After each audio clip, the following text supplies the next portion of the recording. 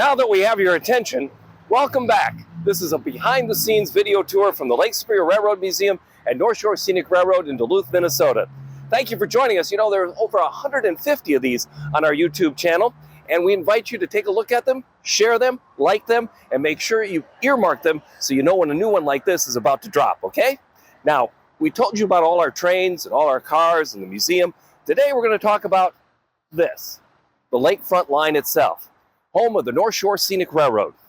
It's part of the Duluth and Iron Range Railway, which started in 1884 as a railroad to go from two harbors at the end of this line all the way up to Tower Sudan and the first underground iron ore mine in Minnesota.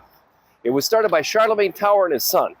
The railroad that they needed to haul that ore out of the mine and to the docks in two harbors was the Duluth and Iron Range, which they stole due to the fact that George Stone was a crook.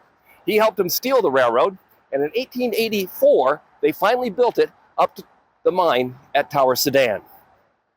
When they went to get their land grant, which means you get land on either side of the railroad to build it, when they went to get that, you know what? The guys they stole it from, they weren't happy at all. So they made a fight. And the fight was, it's the Duluth and Iron Range Railway. It doesn't go to Duluth. 26 miles of track had to be built needlessly just so they could get the land grant along the railroad they already had. There was really no reason to go to Duluth. The job of the railroad was to haul iron ore from the mine to the docks. Duluth had nothing to do with it, except they needed that land. So they built the railroad in 1886. Mr. Wolf got the contract to actually build the railroad. He was a construction guy who had built the original line from two harbors all the way up to Tower Sudan. But Paddy McDonald, he got the job of clearing the right-of-way. And he's kind of an interesting guy. He was a pugilist, exactly, a fighter, heavyweight champion. He fought 5 fights in his career, 4 of them in Duluth, and was very well known, and he got the contract because of his fighting. He fought his way through the jungles of the North Shore to build this line from Duluth to two harbors, which was unnecessary. But in December of 1886, they'd done a pretty good job. They were only 6 miles away from Duluth, and on the 20th of December, 1886, the first passenger train came along this track from Duluth to two harbors, all the way up to the mine at Tower Sudan. And that inaugurated the railroad, a tradition we continue to this very day.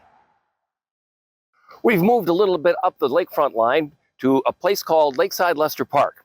It's about 5 miles from where we were just a moment ago. The tracks are still here, still heading to two harbors, but this is kind of an interesting place.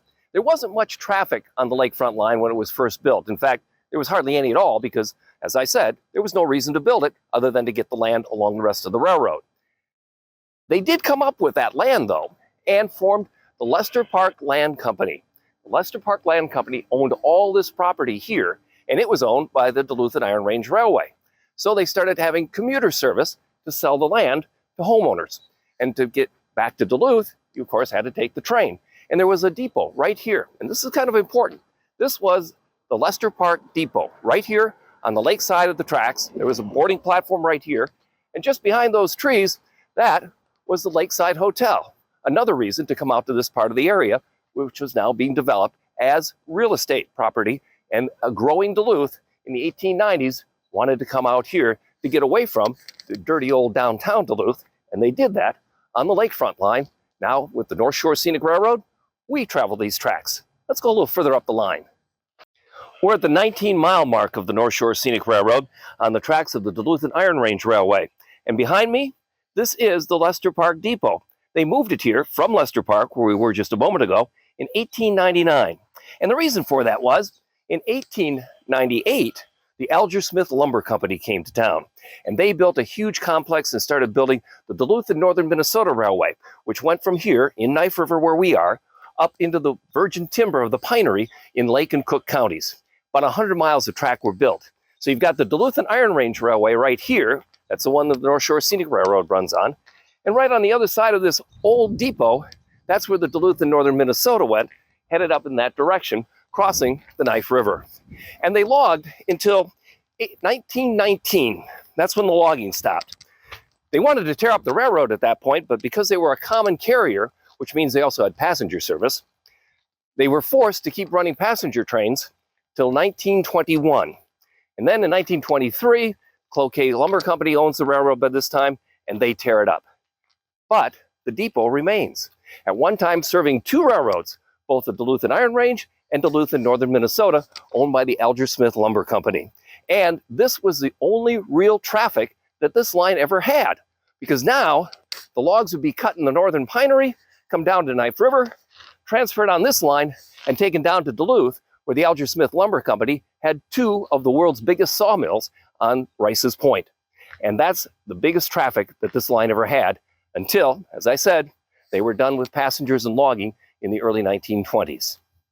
In 1982, all traffic had ceased on the line, and it was going to be torn up. In fact, it was abandoned by now the Duluth, Missabe, and Iron Range Railway. But something marvelous happened. A guy by the name of Don Shank had a vision of a tourist railroad running from Duluth to Two Harbors on the Lakefront Line.